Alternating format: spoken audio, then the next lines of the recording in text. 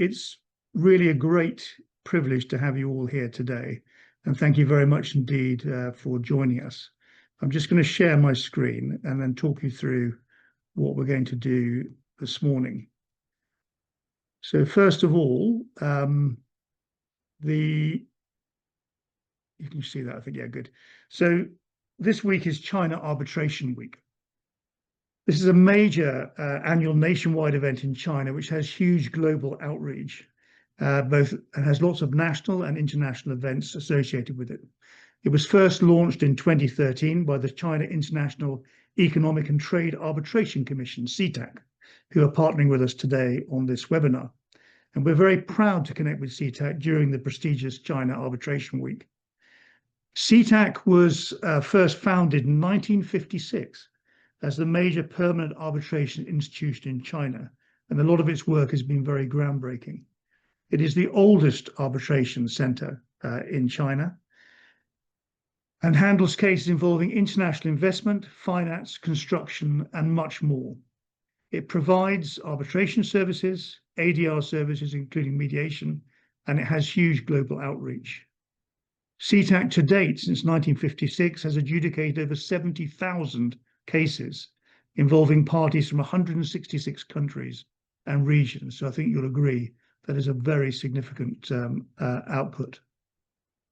Today, we are very privileged to have with us Yahan Lu, who is the Deputy Director of CIETAC's Intellectual Property Dispute Resolution, and also the Deputy Director General of the Online Dispute Resolution Center of CIETAC. She personally has managed over 600 international and domestic and commercial arbitration and mediation cases, which is a significant record. She was a part of the team drafting the CIETAC mediation rules, and she has also been part of the working groups of the UN Commission on International Trade Laws. She received her Juris Doctor and Master of Law degrees from Peking University of Transnational Law. So I'd like to just thank Yahan for being with us here today, and a warm welcome to you. It's a real privilege to have you with us. Thank you, Ian. I'm really glad to be here. Thank you, Yahan. That's great to see you. I thought what I'd do is just give you a quick sort of overview of our agenda first. So I've just quickly introduced CIETAC then. I'm going to now give you an opening remarks, a little scene setter for about 10 minutes, and then I'm going to hand over to Yahan to talk about some aspects of challenges of mediation, but also some of the things that she sees and feels that could be done differently perhaps in the future. And then we'll have a Q&A and facilitated discussion afterwards. So just to set the scene, just some of the key challenges that we might face in the future, especially the rest of this century. So of course, there's an increase, as a globalized society, there are an increased number of globalized and cross-border issues, particularly, for example, a company from one country dealing with a national government of another country, or two companies across borders and jurisdictions. This is increasingly the case with the globalized world that we live in. There's more emphasis, perhaps, as we go forward on technology and online dispute resolution. And I shall just major my remarks on technology in a minute. There will be issues of cost, accessibility, and fairness, and the perceptions of those. The volume of cases is likely to increase. If we are trying to use alternative means of resolving disputes, then if that is successful, which it is, it's becoming more successful, then the chances are there will be more ADR paths and perhaps more hybrid paths to dealing with these cases in the future. There'll be issues around legitimacy and ethics, and there will be new types of disputes that we have to deal with as time goes on. And I think one of the most important things just to bear in mind is also the relationship between courts and ADR practitioners. And we've talked in the past about hybrid approaches, but there may well be teams that deal with things. It might start with negotiation, go to mediation, then maybe perhaps to litigation, depending on how those things can be dealt with. But for each, that team would consist of people with different expertise in each of those areas potentially. So these are all things that we need to consider. I'm just going to focus on my opening remarks in just two things. And that is that I'm going to focus on technology, really, and cultural transformation. So the premise that I'm going to speak about is that as we move further into the future, we need to cultivate digital wisdom. Now, Mark Prensky, who sadly died this year, actually, He was the one who coined the terms digital native, etc. But he also talked a lot about digital wisdom. And he said that digital wisdom is about finding the best combination of the human mind and technology for wise choices and results.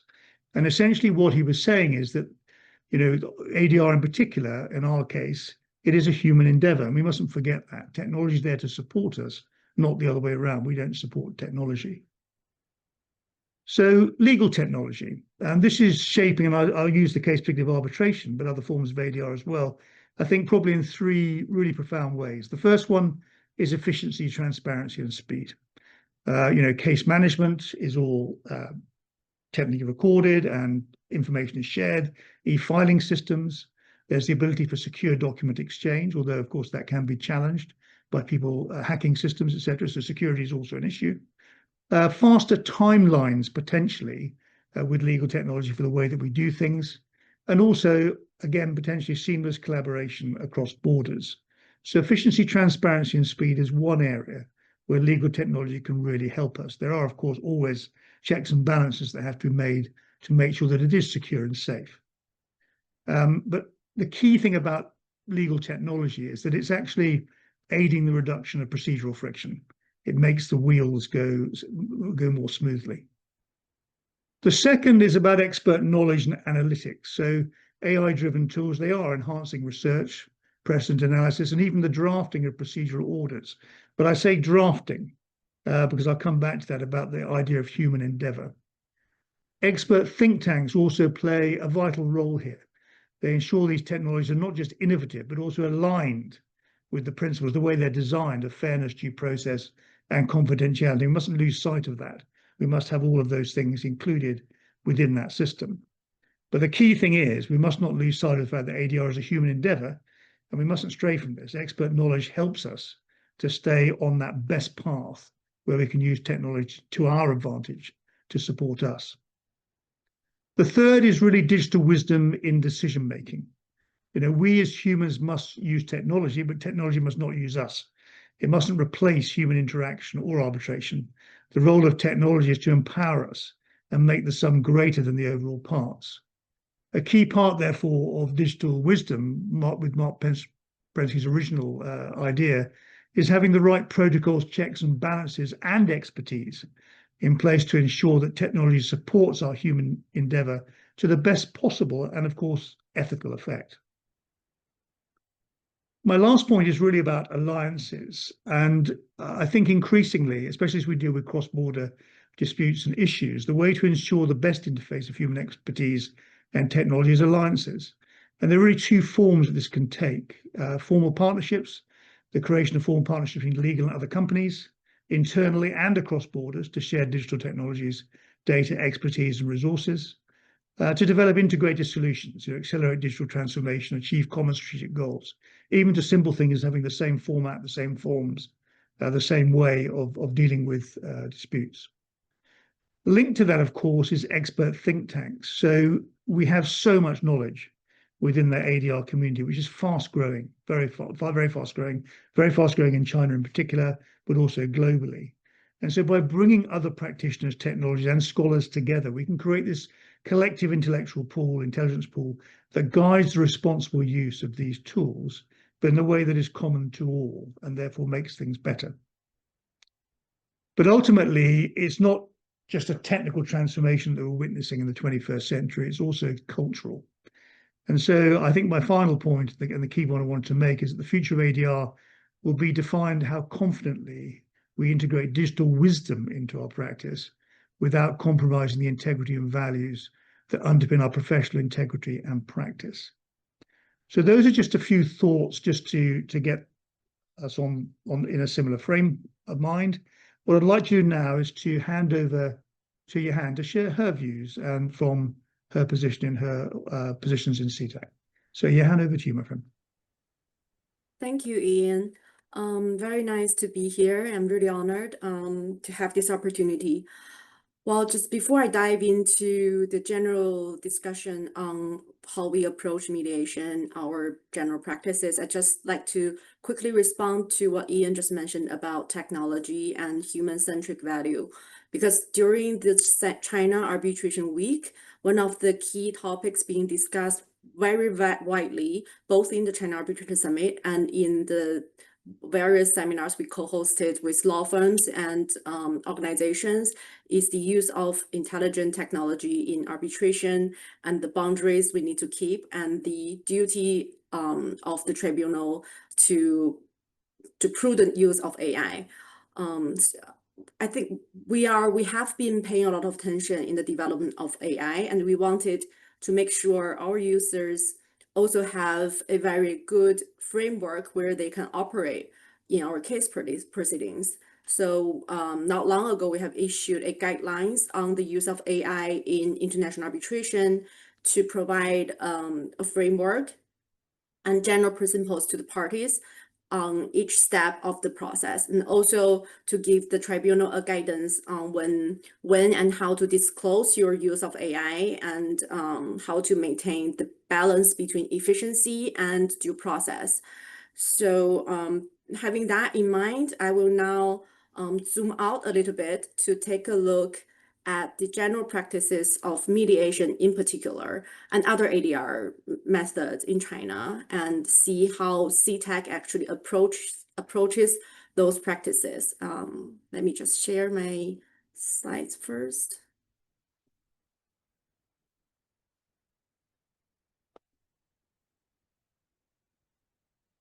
So can you see my slides?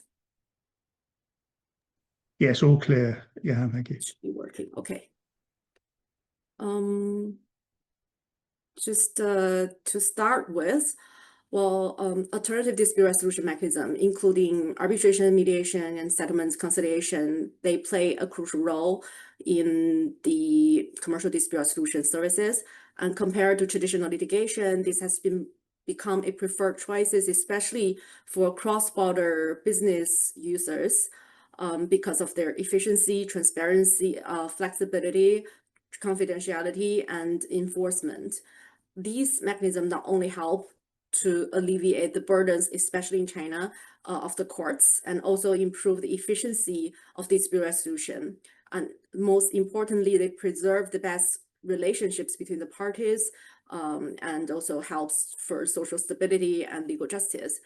While not only mediation and arbitration been recognized as an essential component of diversified dispute resolution methods, but also has become an integral part of the litigation-centered judicial system in China.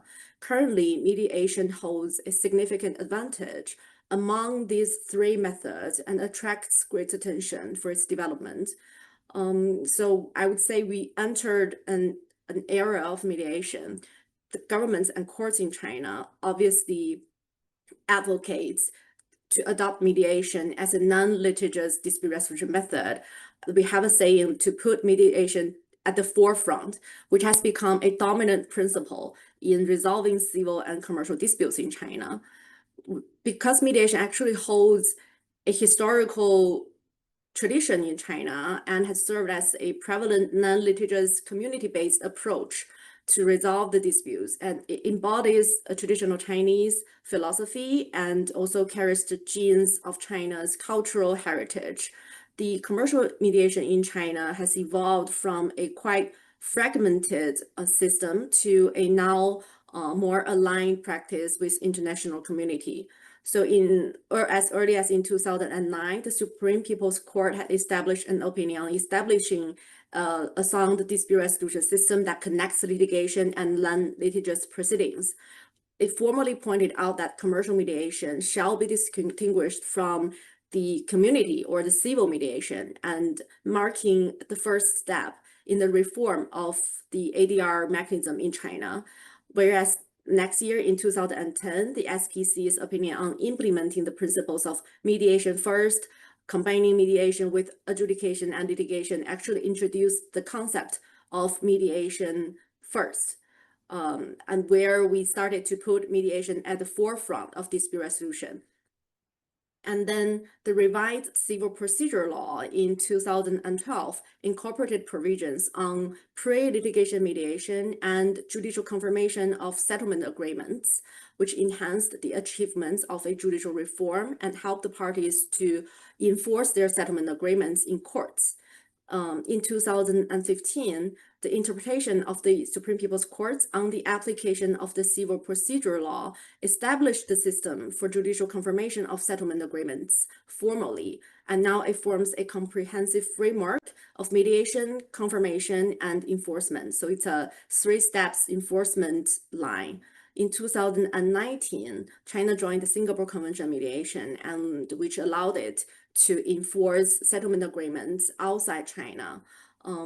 Very recently, last year, with the growing influence of commercial mediation, the number of commercial mediation organizations across the country has significantly increased. Many local commercial mediation institutions have been established, which now primarily fall into 3 categories in China.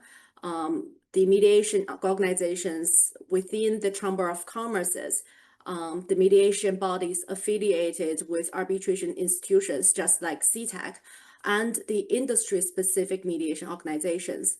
To zoom in a little bit on CIETAC's Mediation Center, we are established in 2018. Upon the establishment, we also issued a set of mediation rules with a panel of mediators. And we had been able to provide a one-stop dispute resolution services under the mediation rules, because the rules also bridges mediation with our arbitration services.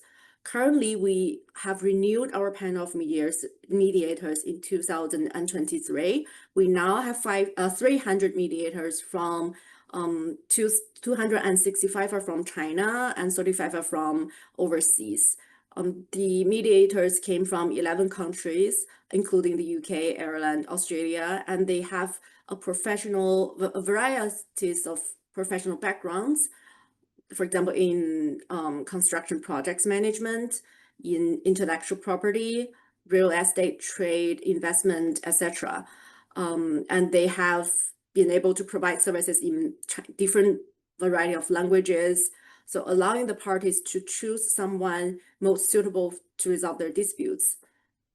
Our mediation rules stipulates the whole process of the mediation practices.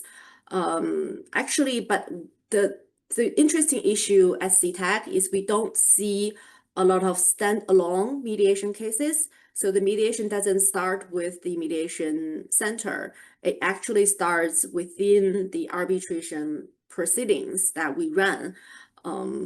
So I think that would be a quite unique among other mediation institutions. In the late 1980s, after China acceded to the New York Convention, Chinese arbitration had drew on and absorbed experiences of the combining of litigation and mediation from the judicial practice, and pioneered to develop the approach of combining arbitration and mediation. The integration of arbitration and mediation is a distinctive feature of China's arbitration system. It involves mediation during the arbitration proceedings. When the parties are willing to involve mediation and when the facts and merits of the case are relatively clear, the arbitral tribunal can encourage the parties to reach a settlement agreement. And achieving settlement through the combination of arbitration and mediation not only expedites the proceedings and reduces costs for the parties, but also helps maintain the good relationship between the parties and promote economic and trade exchanges. So as more and more economic and social developments also led to the surge in civil and commercial disputes, that integrated approach has demonstrated increasingly strong vitality in our practices. Also, if you know that China has recently amended its arbitration law, like it was just announced last week. In this new revised arbitration law, and also in the old original arbitration law, there are articles in place to stipulate that before rendering an award, the arbitral tribunal may first mediate. Where the parties voluntarily agree to mediation, the tribunal shall mediate. And if mediation fails, the award shall be rendered in a timely manner. So the law had gave ground for the combination of mediation with arbitration in China. As the oldest, most earliest established and world-known renowned arbitration institution in China, we had been continuously exploring dispute resolution practices with facilitation to Chinese needs.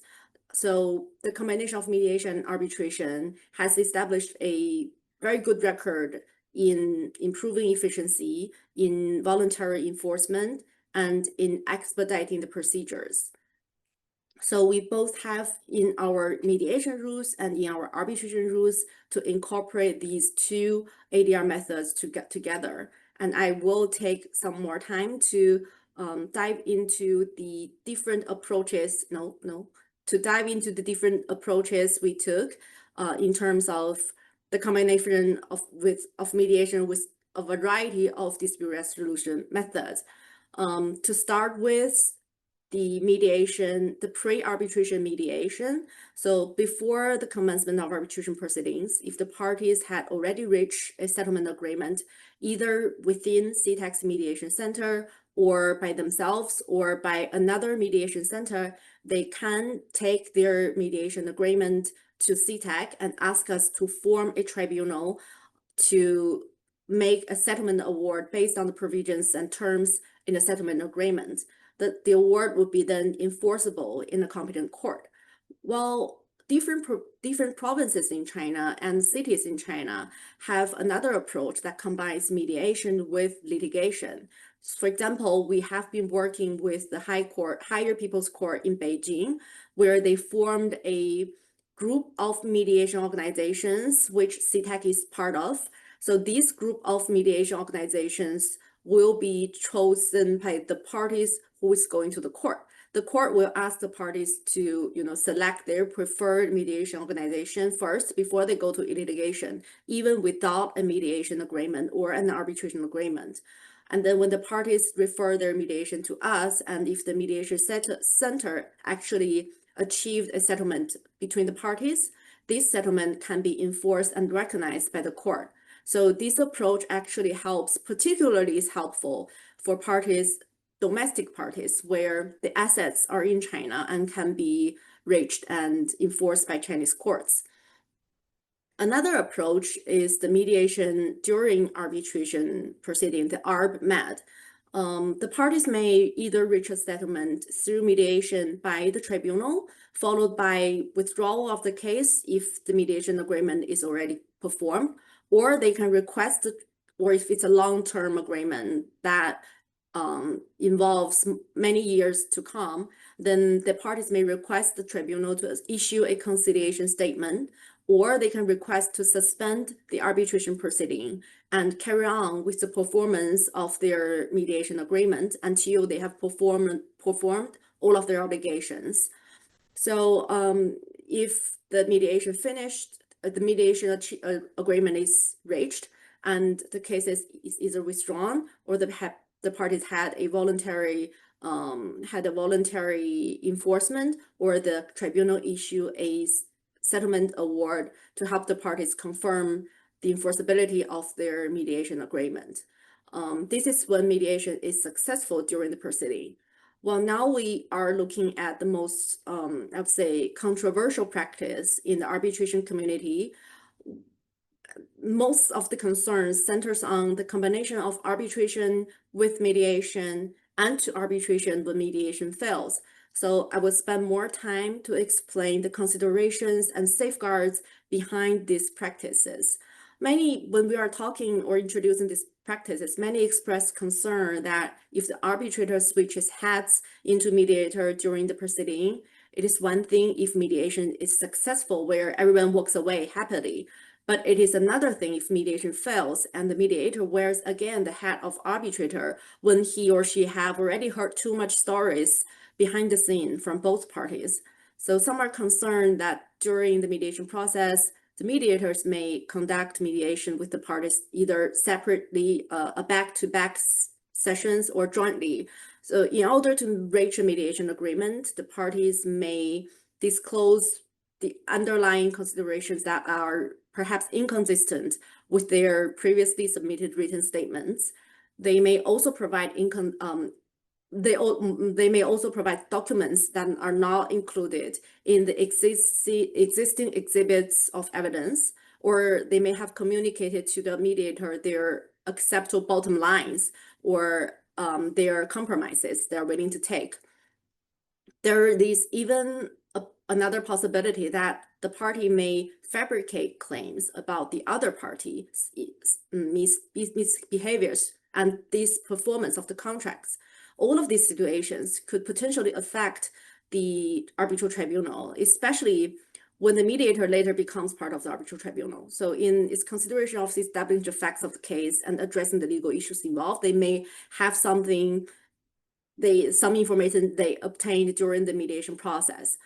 To resolve disputes between the parties when mediating, the arbitrators may also incorporate their own views and judgments on the facts of the case and disclose them like in a way that help the parties to compromise during the mediation.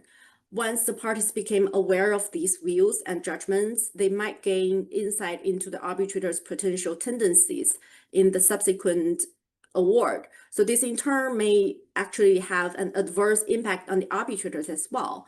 So this explains why the combination of mediation, of arbitration with mediation, then back to our arbitration had gave rise to certain controversies in the international arbitration community. Well, since CIETAC first introduced the combination of ARB-MED-ARB practice, we have consistently set the default rule to use the same panel or the same group of people as arbitrators and mediators and back as arbitrators. And it has proven to be highly effective in our case proceedings and significantly enhances the procedural efficiency and better preserves the better relationship between the parties. Actually, nearly 30% of our arbitration cases are mediated and settled through this proceeding. As I said, we have very few standalone mediation cases. Most of the mediation cases are settled during arbitration proceedings. I think the hearings actually put certain pressure on the parties. So but we do have some safeguards for this practice to work. And we have established specific provisions in our arbitration rules. So first, our rules explicitly state that the arbitral tribunal may conduct mediation with the consent of both parties. Thus, the tribunal's role in mediation is based on the parties' mutual consent and in upholding the parties' autonomy. If the parties agree, the mediation could be carried out by the same group of people. Additionally, the rule also stipulates that if mediation fails, an award shall be rendered by the arbitral tribunal. So by choosing to arbitrate at CIETAC with CIETAC's arbitration rules, we presume the party had given their consent to the combination of mediation and arbitration. Also with the resumption of going back to arbitration if mediation fails. So this is the fundamental principle of the safeguard in our arbitration rules.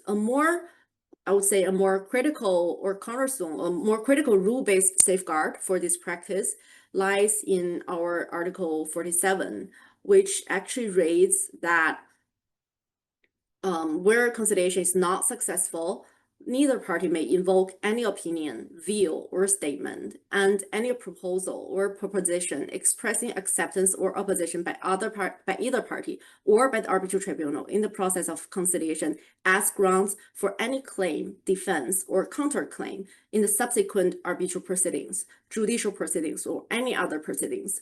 So this provision ensures that any facts stated or positions expressed by the parties during the mediation process cannot be relied upon or cited in subsequent legal proceedings if mediation had failed.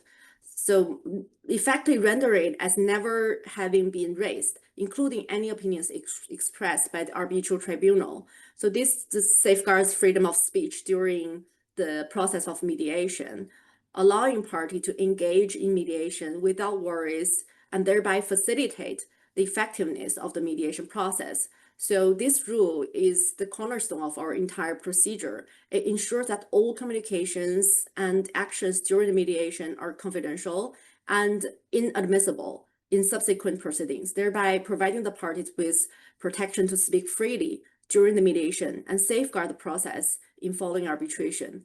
After the mediation fails, the arbitral tribunal ultimately needs to render an award based on the facts and the terms of the contract, and they can only rely on the evidence in front of them submitted by the parties and in accordance with law to render an award fairly, reasonably, independently, and impartially.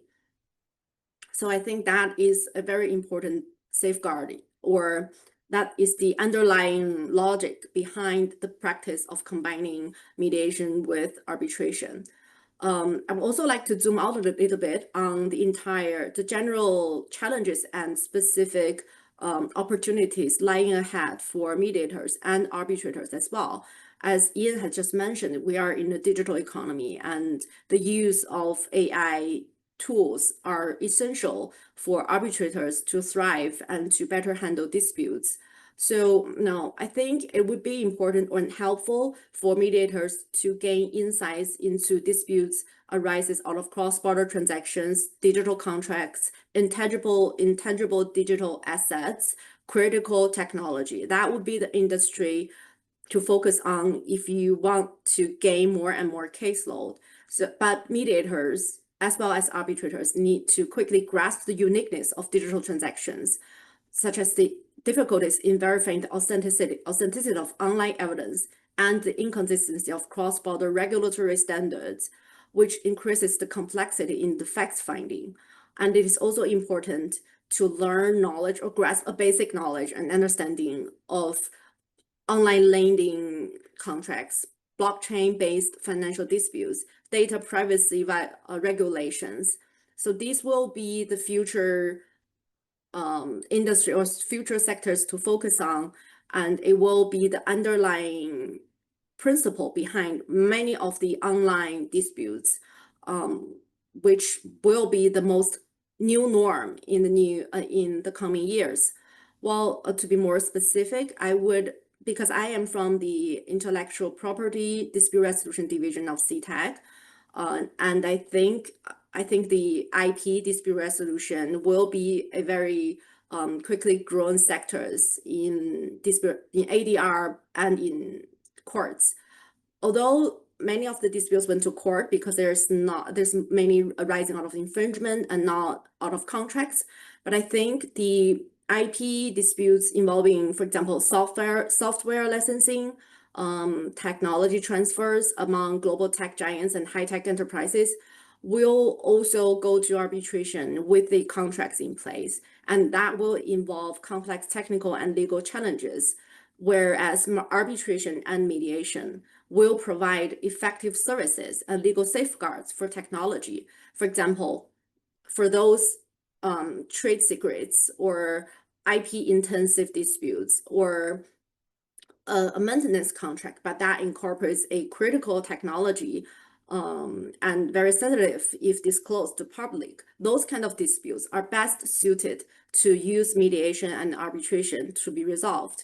So I think for example, in the licensing of standard, the ICPs, the negotiation process among the parties would be more focused on a market value instead of legal terms. And I think mediators, with that in mind, with that industry knowledge in mind, would play a better role in resolving the IP-focused disputes and helping the parties to negotiate a better deal with that. So I actually have a case now concluded last year where we have a dispute between the parties arising out of a maintenance contract for the engine of an aircraft, and that case, the maintenance was provided by the respondent, and an accident actually occurred during the maintenance, which broke the engine and caused millions of dollars of damages.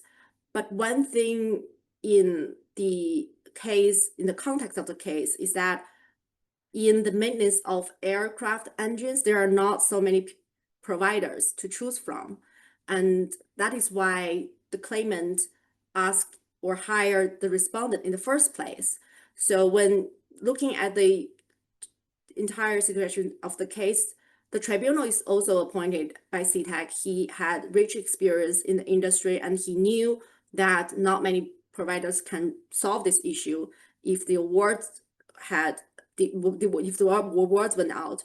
And he conducted 3 hearings and finally mediated the disputes based on the terms agreeable by both parties, and without disclosing the designs, the reports issued in the accident to the public. So I think that is the industry where mediation and arbitration would gain more value to the parties.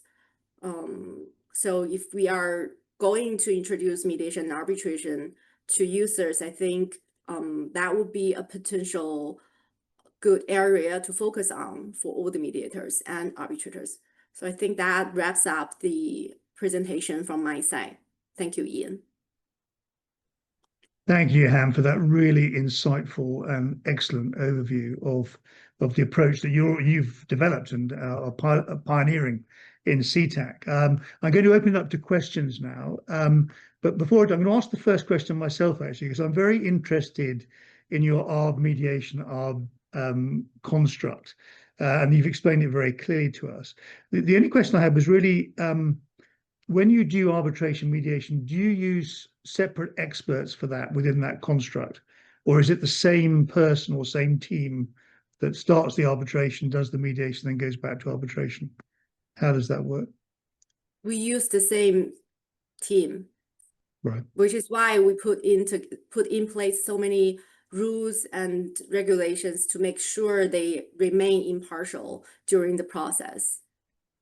Thank you very much indeed. It's interesting actually also that you are pioneering the hybrid approach that we've talked about so much. So the idea of being able to have a path where you can start with arbitration, go to mediation, or start with mediation, go to arbitration. And then I think, as you said in your excellent presentation, I think that is increasingly going to be the norm, particularly also online as well. So thank you, really insightful. Thank you for the question. I think because China doesn't have a commercial mediation law in place, so we don't have a legal prerequisite for becoming mediator. But we do have a arbitration law, which have legal prerequisites for arbitrators. And I think that standard applied also to mediators. At least at CIETAC, when we are renewing our panel of mediators, we're looking at the same standard with arbitrators, which requires at least 8 years for nationals, which requires at least 8 years of practice either in law or in a specific industry with certain expertise to contribute to the process. And also, if you are a professor at a university or someone with holding an high engineering professional engineering degree, that would give you, you will be satisfying the threshold of becoming the mediator. But I think that is just the bottom line. And most institutions will put on higher standards for becoming arbitrator or mediator. For example, in CIETAC, you will also need to have references from from someone in the roster, and you will need to be established in this either in law or in the certain industry to prove that your expertise could be helpful for the parties and to prove that your certain knowledge in the industry could contribute to the resolution of disputes. We're actually in the process of renewing our arbitrators, and most of these standards apply for nationals. As for foreign arbitrators and mediators, we have a different process where we ask them to submit a form, and that has no specific deadlines. But we will review the form regularly and will add those who had satisfied the same requirements into our list. So I would say if you want to be a mediator in China, you would at least have over 8 years of practices. Could I just ask a question on the back of that, Yahan, which is you mentioned that you have your panel of 300 experts for cross-border and international disputes. And so you have on the 245 nationals and 45 foreigners. Is that is that mostly online, those kind of that dispute resolution, or do they meet in person? These are mediators, so Yeah. that would be in person. For Yeah. online services, I think that we don't have a separate panel for online dispute resolution, but when dealing with cases online, we're using the same panel. Thank you. That's very kind. Okay. So I've got two more questions coming up now. So Wilberforce and then Bettina. And then Noman after that. Wilberforce, you there, my friend? Thank you. Thank you, Ian. Good to meet you again. Our facilitator today and all participants. Good morning, good afternoon, good evening. Maybe my question will be, I'm from Kenya, and my question will be, the Med app, I have a lot of interest in Med app.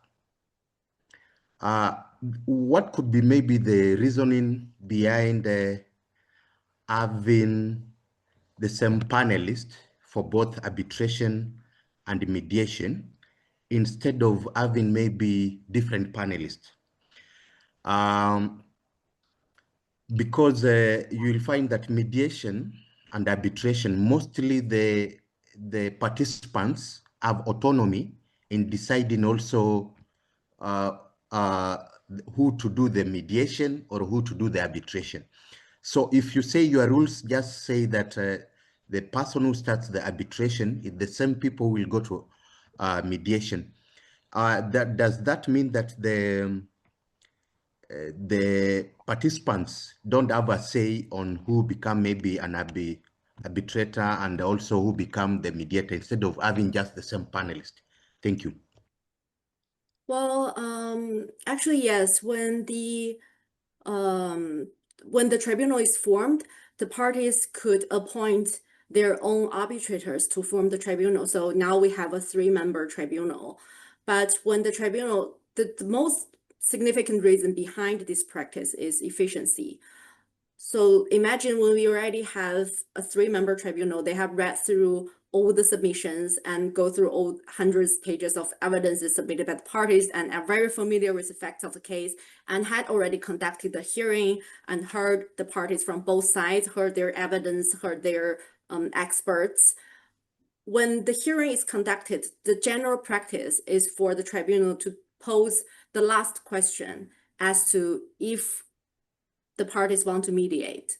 If the parties want us to mediate, try to settle your disputes now. So after a long day of hearing, I think that would be the best time to break the parties' bottom lines and to get them to agree on something, because after fully elaborate themselves, they've already given the opportunity to defend and to make allegations, and they have let out all their arguments. And now would be a good time when they have exhausted their arguments, and that would be the good time to let them settle down a little bit and to, step into the mediation process. If at this time you appoint a different panel of mediators, the parties need to, repeat their stories again and to show the mediators their stances again. And that takes another day. And I think in that practice, the parties will be exhausted. The mediators will have to hear it again. So which is why we decided to go with the same panel who had already know everything to go to mediation. So I think that is the driving, reason for this practice. Thanks, Yahan. That's very good. Thank you. Bettina. Yes, thank you. Actually, that was my question as well. Why did you use the same team? I think that you explained it quite well. I still had another question. You said at the very beginning that you have established a list of guidelines for use of AI in arbitration.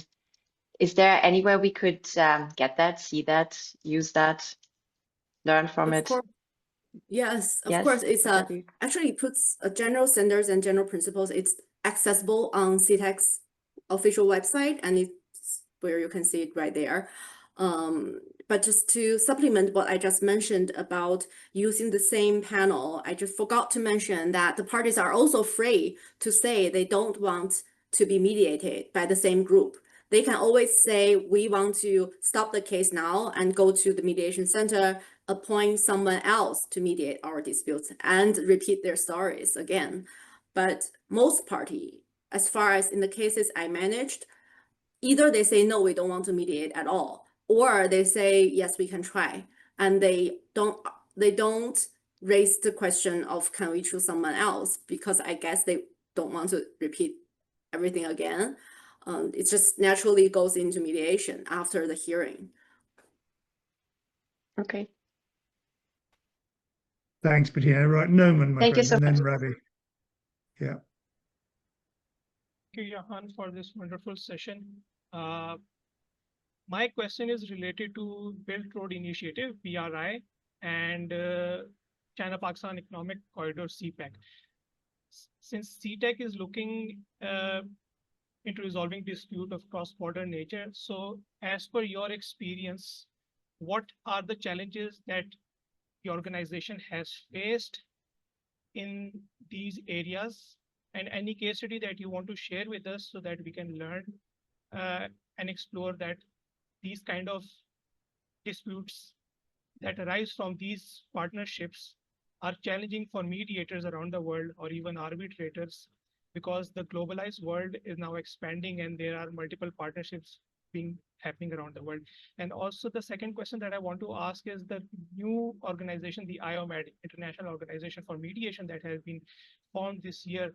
Does that also limit or exclude the challenges that has been faced by China or its countries that it has partnered with? Yeah. By partnerships, Yes. what Yeah, what do you mean by partnerships? So I just want to know that IOMED that has been established recently, is that the establishment is because of the recent challenges that China or its countries that has partnered with in recent trade and economic, so those challenges that they have faced over the years. So that is what the main aim of IOMED establishment was, or there is something else to it? Well, because IOMED was established under the established with the promotion or leadership by the Department of Ministry of Foreign Affairs, not by CIETAC. So I'm not familiar with IOMED's logic behind establishment, but what I know is it's an intergovernmental organization and aims to resolve disputes among commercial users and for investor-state disputes as well. So it has a quite not exactly the same scope of practice as CIETAC. CIETAC is a private international dispute resolution institution, not a governmental organization, not an intergovernmental organization. So we only deal with commercial disputes arising out of contracts. We also have a set of, in addition to our mediation rules, we also have a set of investor-state arbitration rules, but to date, we still don't have a case that actually agreed to use that rule, and that rule applies to disputes arising out of state and investors. But I think IOMED would be like a different player in resolving disputes and using different set of rules and approach.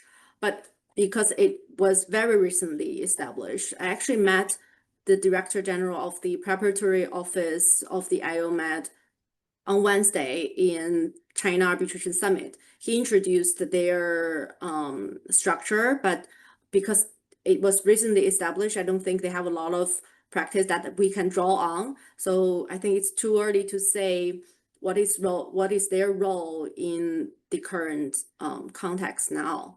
Turning to the challenges and under the digital development, well, what CIETAC was faced with was at first the COVID.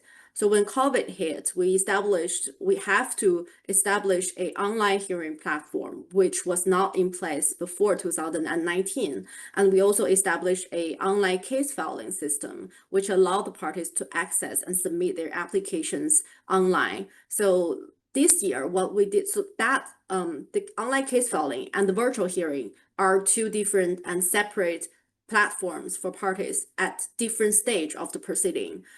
And what we did this year was to incorporate and bridge these different platforms into one platform. So now we have a streamlined online process where allow us to manage the case from online from the very beginning. When party filed their cases, all their submissions are submitted online. And when the case had assigned a case manager, we can access those submissions. And when the tribunal is formed, the party can access the tribunal's information on their endpoint of the case management system. And when an oral hearing is arranged, the oral hearing platform can be accessed through the same platform. So now it's not a separate system. Everything is together in this ODR platform we have now upgraded. So I think to deal with the challenges with a fragmented system, the arbitration institution had to have something, a one-stop solution for the parties. I hope that answers the question. Thanks, Yahan. That's appreciated. We've got time for two more questions. So, Ravi, you've been waiting for a long time. So over to you, my friend.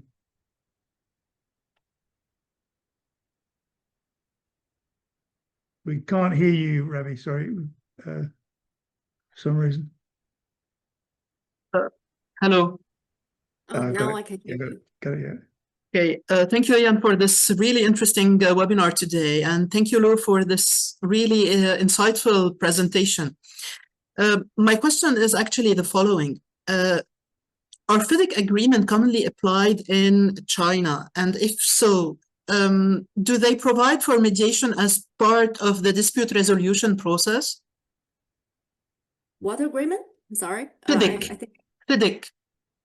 Oh, well, I think they provide a list of choice for the parties, and normally it's arbitration.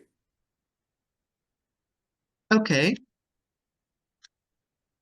So they are not applying commonly mediation as a clause in the agreement, in the FIDIC agreement.